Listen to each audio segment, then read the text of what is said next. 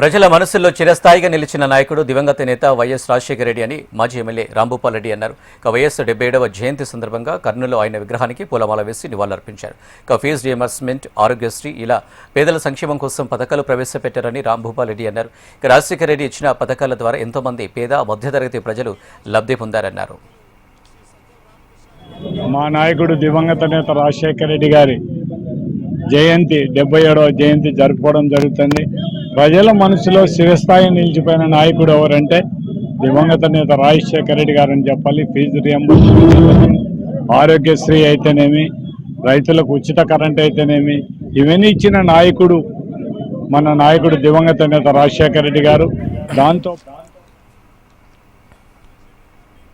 చదువులు చదువుకొని ఫారిన్లలో స్థిరపడి అటువంటి వాళ్ళు కూడా మేము ఫారిన్కి పోతే మేమందరం కూడా ఈరోజు రాజశేఖర రెడ్డి గారి పుణ్యం ఫీజు రియంబర్స్మెంట్తో మేమందరం ఈరోజు ఈ స్టేజ్లో ఉన్నామని అంటే ఎంత గర్వక అంటే దివంగత నేత చనిపోయిన తర్వాత కూడా ఈరోజు ఆయనని గురించి మాట్లాడే పరిస్థితులు ఉన్నామంటే ఈ రాష్ట్ర ప్రజల్లో మనసులో స్థిరస్థాయిగా నిలిచిపోయిన నాయకుడు ఎవరంటే దివంగత నేత రాజశేఖర రెడ్డి. అటువంటి నాయకుడి యొక్క ఆదేశాలు ఆయన ఏదైతే కష్టపడి పనిచేస్తున్నారో ఆయన ఆశయాల కోసం మన అందరం కూడా పనిచేయాల్సిన అవసరం. దాంతోపాటు మా నాయకుడు జగన్మోహన్ రెడ్డి కూడా తండ్రి అడుగు జాడల్లో నిలిచి తండ్రి ఏ విధంగా అభివృద్ధి కార్యక్రమాలు చేసినాడు, ప్రజలకు సంక్షేమ పథకాలు చేసినారు, ఆ పథకాలన్నీ కూడా మా నాయకుడు జగన్మోహన్ రెడ్డి గారు చేయడం జరుగుతుంది. కాబట్టి ఈ రాష్ట్ర ప్రజలందరూ కూడా ఒక్కసారి